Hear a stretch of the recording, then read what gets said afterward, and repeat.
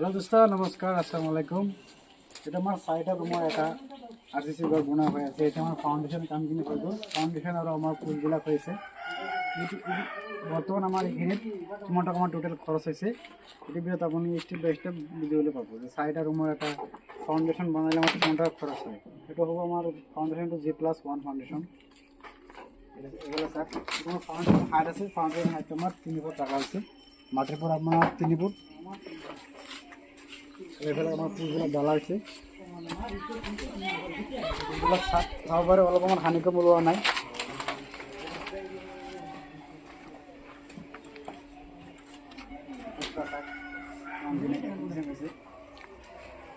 পুষত আপোনাক ফুল ডালি এনেকুৱা মৰা মৰাৰ মস্তা মেৰিয়াই দিলে মানে ফুলবিলাক পানী মাৰিলে ধুনীয়াকৈ মানে পানীবিলাক খাব পাৰে। এইফালে আমাৰ লোহা কমত বনোৱা হৈছে। লোহা ফাৰ্ম বনালে মানে আপোনাৰ মছলা ডালি ধুনীয়াকৈ মানে বাইকত মাৰিব পাৰে। আৰু যদি আপোনাৰ পকাৰ ফৰ্ম হয় তেনেহ'লে বাইকত মাৰিলে ফাটি যাবলৈ চান্স থাকে। সেইকাৰণে লোহা ফাৰ্ম বনাই দিওঁ। লোহা ফাৰ্ম বনালে মানে আপোনাৰ ফুলবিলাক অলপ অকণ হানিকম নোলায়। আৰু এইফালে আমাৰ চিৰি কাম হৈ আছে।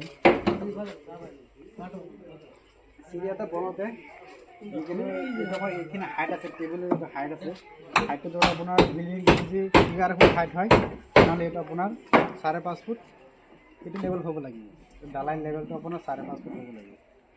এইটো বহুত মানে আপোনাৰ চিৰি বনাব লাগে। তেনেহ'লে আপোনাৰ ৰাইজৰ হাতবিলাক ধুনীয়াকৈ আপোনাৰ 6 ইঞ্চিকৈ মেকআপ কৰিব পাৰে। আৰু চিৰিৰ যিটো লেং আছে লেংটো আপোনাৰ 14 ফুটৰ পৰা 15 ফুট হ'ব লাগে।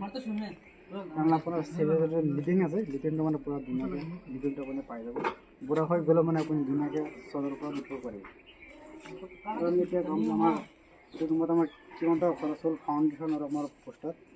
ফাউণ্ডেশ্যন আৰু পোষ্টাৰত আমাৰ টোটেল আমাৰ 4 লাখ টকা টোটেল খৰচ হৈছে। কিবা জানিবলৈ পালে কমেণ্ট কৰিব। ভিডিঅ'টো চাই ভাল লাগিলে চেনেলটো ছাবস্ক্ৰাইব কৰি আপোনাৰ কমেণ্টত এটা মতামত দিবলৈ নাপাহৰিব।